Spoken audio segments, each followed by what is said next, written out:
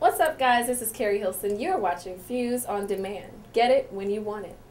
I'm Alice Smith, and you're watching Rolling for Fuse. We rolling, we rolling. We rolling, we rolling. We rolling, we rolling.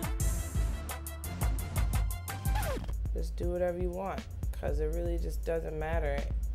To me, if you get to a place where you think you're trying to go, but at the end, when you get there, if you weren't yourself doing it, then it's kind of like it's not a victory, you know. It's a victory if you did it the way you wanted to do it, you know, and you said, this is who I am, this is how I want to do my thing, you know. And if you just, and it's really hard to do that for all those different reasons. So if you can get that, that's the effort, is to be yourself.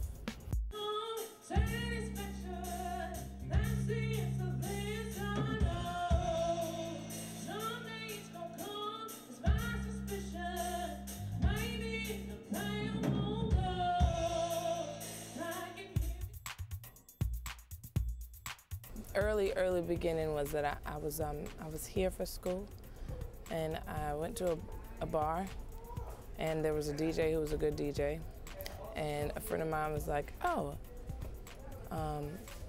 my friend can sing. I was really annoyed about it. And then, and he said, oh, my friend needs a backup singer, and I started singing backup for her eventually.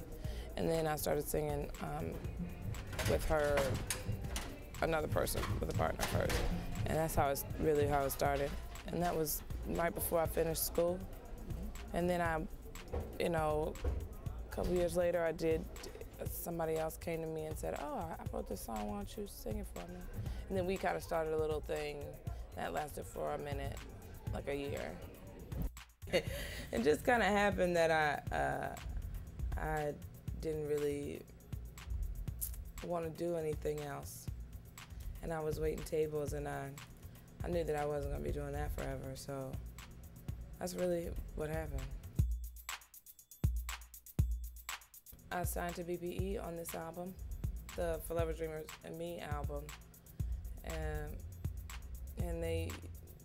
I had just decided I had a couple of songs and I wanted to record them, and I found this drummer and he ended up producing them, and then we said, oh, we'll just play them out a couple of times, and we played them, and then the second time we played out, this guy came to the show and wanted to sign, and then I signed, like, you know, 2 weeks later.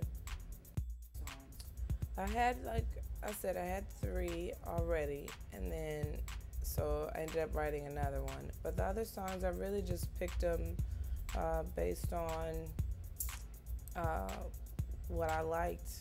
You know, if I felt like I could sing it, except for New Religion, I liked the song, and then I started trying to sing it, and it really gave me a hard time. But all the other songs were really just easy. They just kind of, you know, I understood them,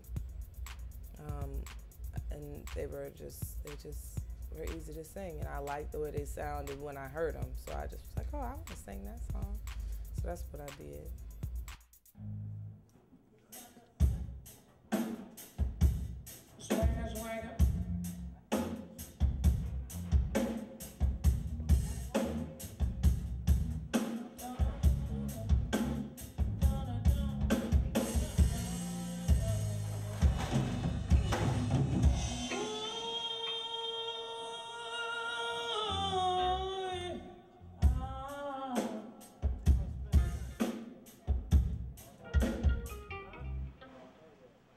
I saw her sing, and at a place, she was opening up at a club called Urban Plaza.